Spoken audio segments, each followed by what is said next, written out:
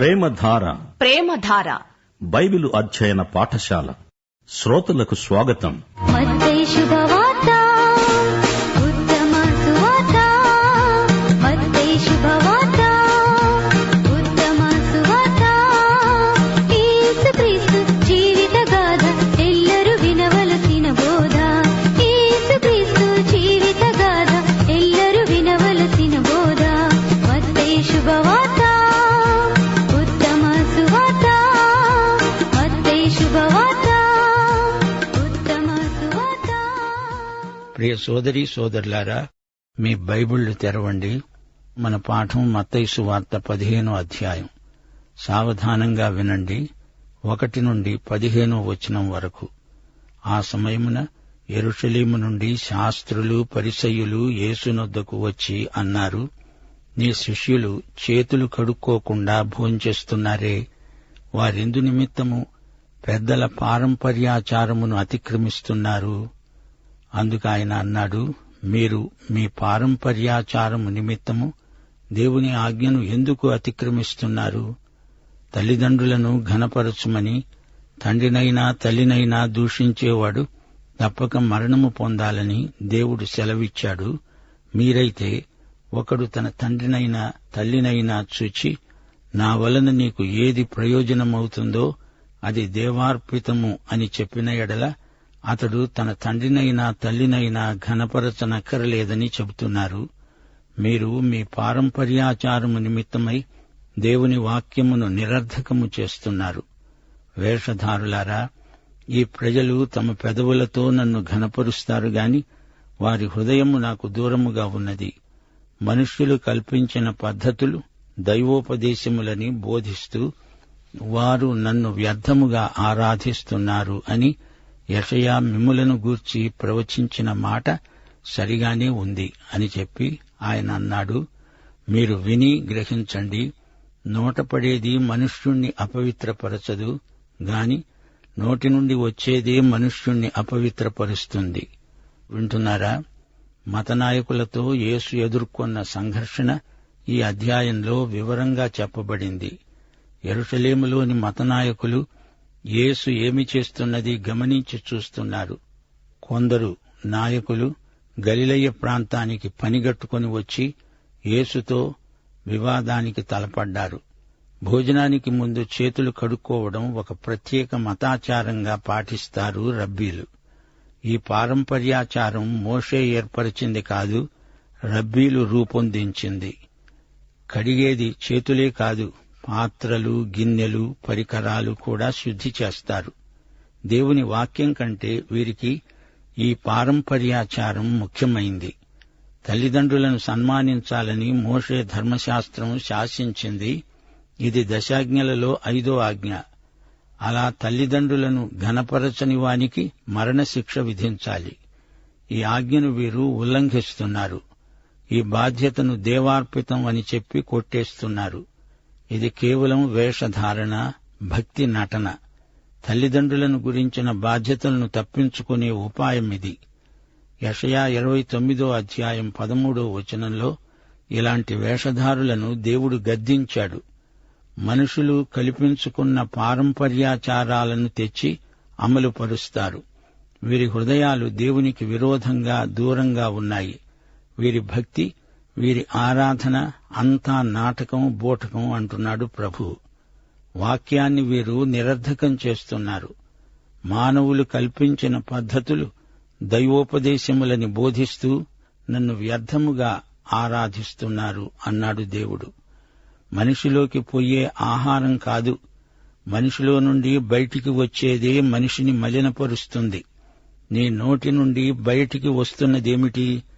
నీ హృదయంలోని మురికినే నోరు వెళ్లగక్కుతున్నది. ఇది మీ నోటి విరేచనం, అపవిత్రం. వీరికి సాంప్రదాయమే దేవుని వాక్యమైపోయింది. చేతులు కడుక్కోవడం మతాచారమా? హృదయం మురికిగా ఉంటే చేతులు కడుక్కుంటే సరిపోతుందా? దేవుని ఆజ్ఞలను కాదని పారంపర్యాచారాన్ని సమర్థిస్తారా? దేవునికి కానుక ఇస్తావా? తల్లిదండ్రులను పోషించకుండా ఆ బాధ్యతను దైవార్పితమంటావా?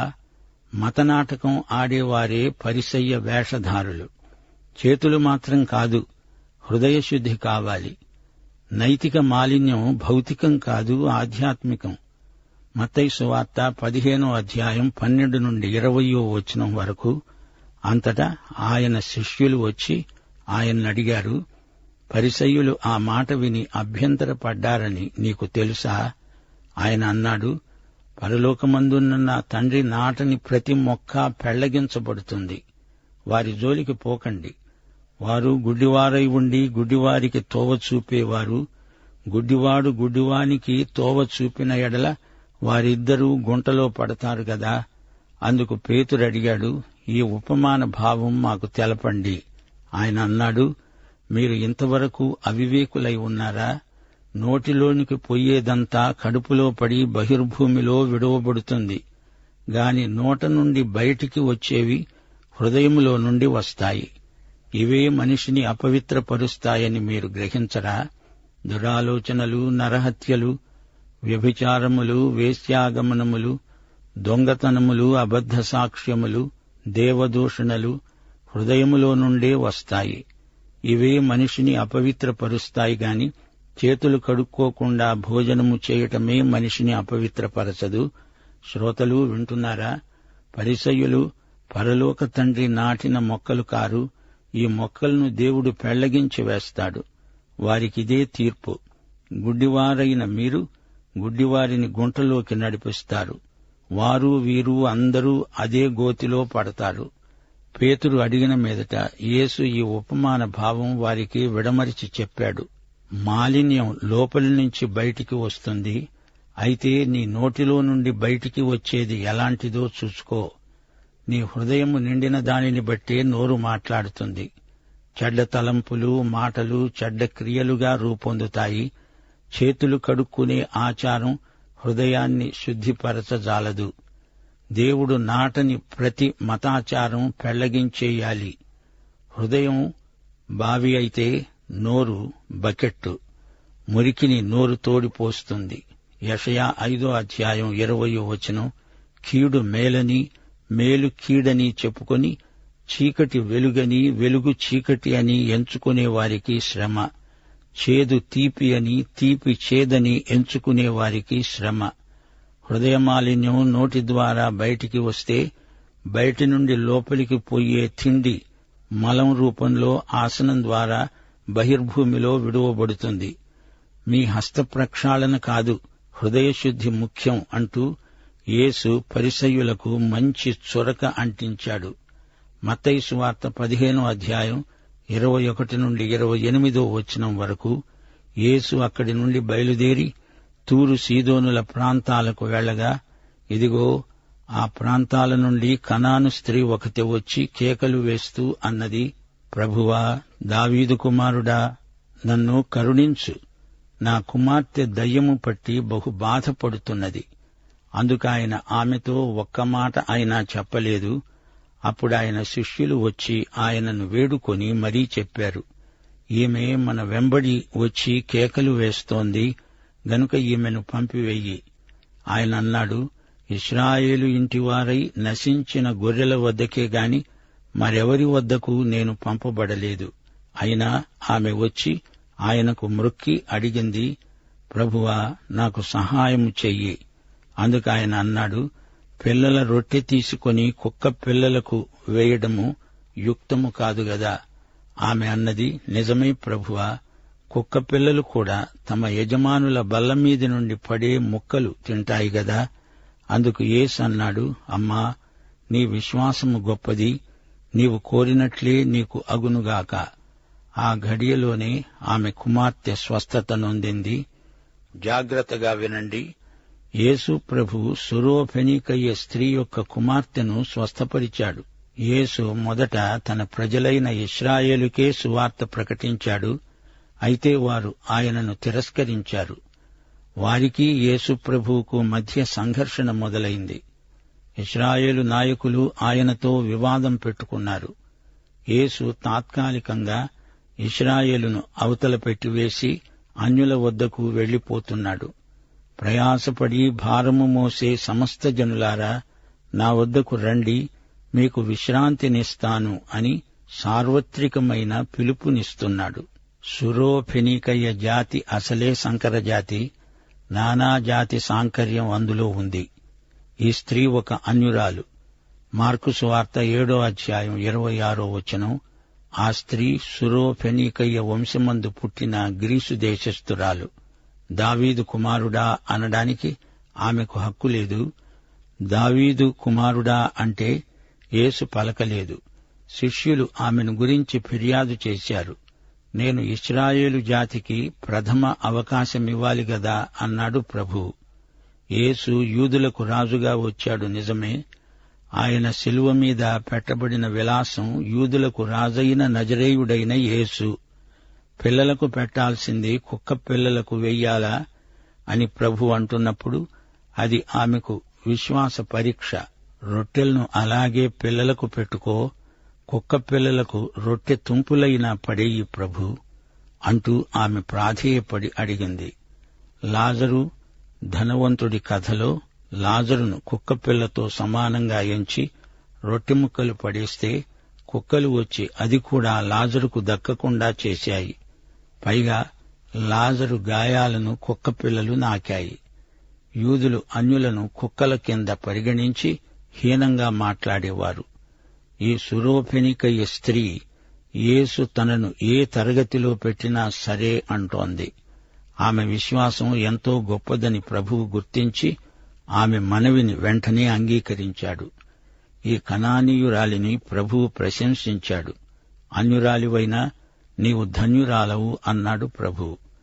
మత్తయి సువార్త 15:29-31 వరకు యేసు అక్కడి నుండి వెళ్లి గలిలయ సముద్ర తీరమునకు వచ్చి కొండెక్కి అక్కడ కూర్చుండగా బహుజన సమూహములు ఆయన వద్దకు కుంటివారు, గుడ్డివారు, మూగివారు, అంగహీనులు మొదలైన అనేకులను తీసుకుని వచ్చి ఆయన పాదముల వద్ద పడవేశారు.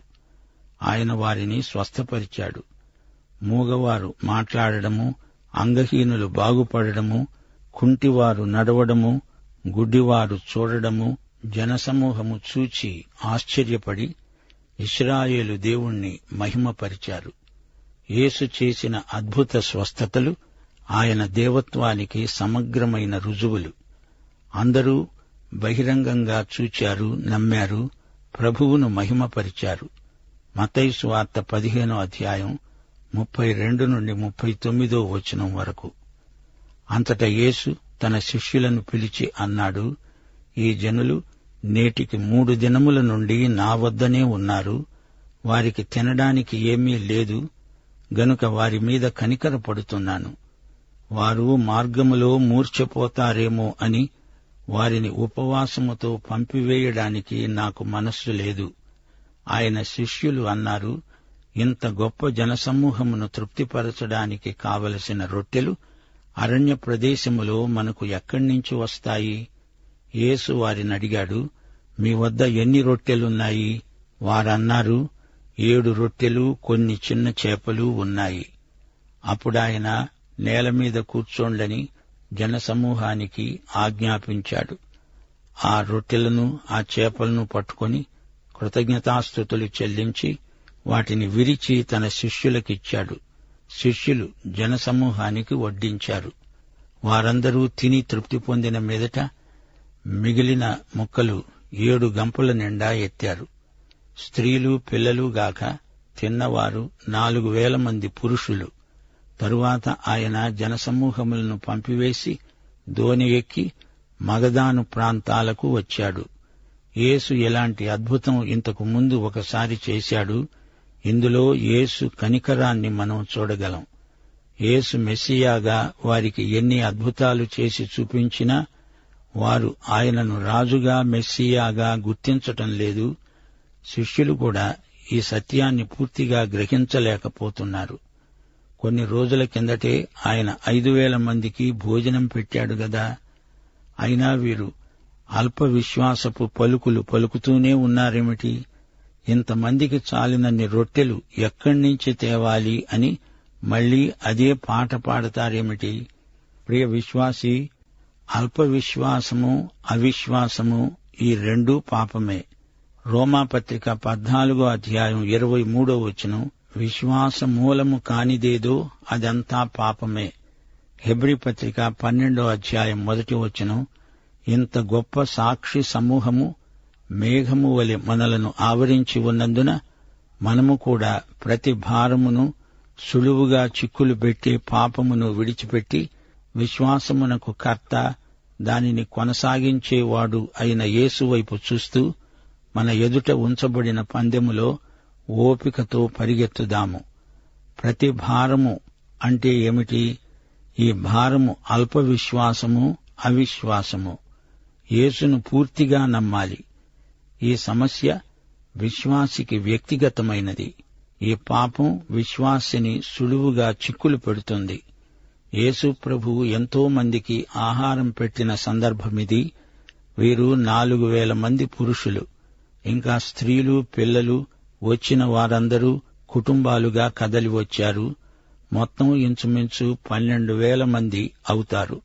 ఇది యేసు ప్రభువు గలిలయ ప్రాంతంలో చేసిన సేవ. మగ్దల గలిలీ సముద్ర తీర ప్రాంతంలోని ఊరు. యేసు శిష్యులు తమ విశ్వాసాన్ని ఇంకా పెంపొందించుకోవలసి ఉంది. మతనాయకులతో వివాదం పరిష్కారమైనట్లే యేసు వారిని వదిలేశాడు. శిష్యులు విశ్వాసమందు ఎదగడానికి ప్రభువు కొన్ని అవకాశాలు వారికి సమకూరుస్తున్నాడు. వింటున్నారా? యేసు యూదులకే కాదు, అన్యులకు కూడా రక్షకుడు, ప్రభువు. 1000 ఏండ్ల పాలనలో ఈ వాస్తవం రుజువవుతుంది. 1000 ఏండ్ల పరిపాలన దేవుని ప్రాయోజిత కార్యక్రమం. లూకాసు వార్త 7:13 నాయీను విధవరాలి కుమారుణ్ణి ఆయన బతికించటంలో ఆయన కనికరాన్ని గుర్తించండి. 7 రొట్టెలు కొన్ని చేపలు తీసుకొని అంతమంది ప్రజలకు ఆహారం పెట్టాడు.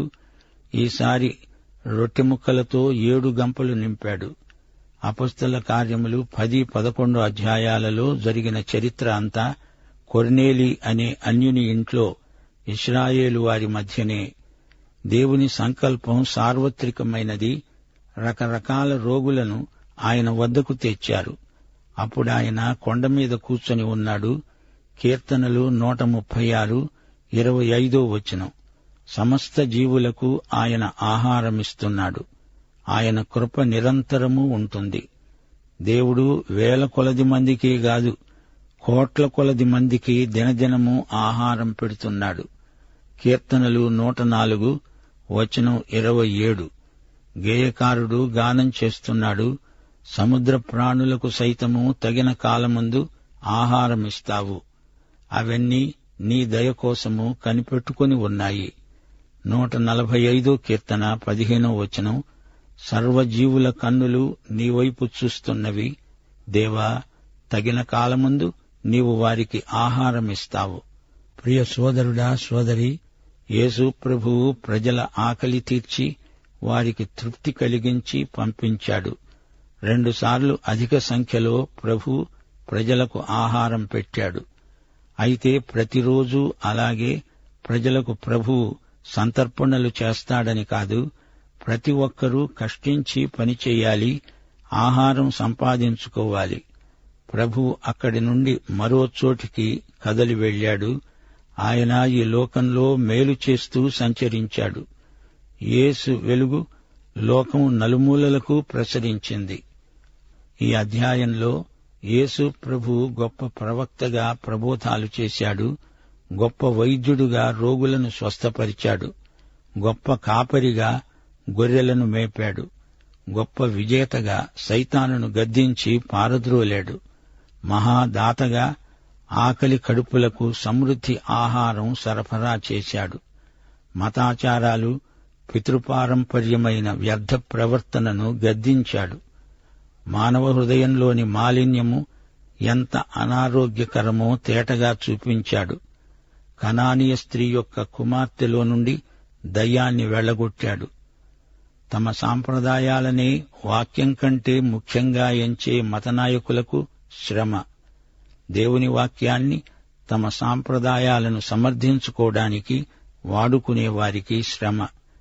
చివరికి ఆరాధన అనేదాన్ని ఆధ్యాత్మికంగా కాకుండా సాంప్రదాయిక మతం తాలూకు తంతుగా మార్చేశారు. ఆరాధన అంటే ఏమిటనుకున్నారు? దేవుని పరిశుద్ధత నీ మనస్సాక్షిని ఉజ్జీవపరిచేదే ఆరాధన. ఆరాధనలో దేవుని చిత్తం నీ మనసును బలోపేతం చేస్తుంది. దేవుని సౌందర్యం నీ ఊహను పవిత్రపరుస్తుంది.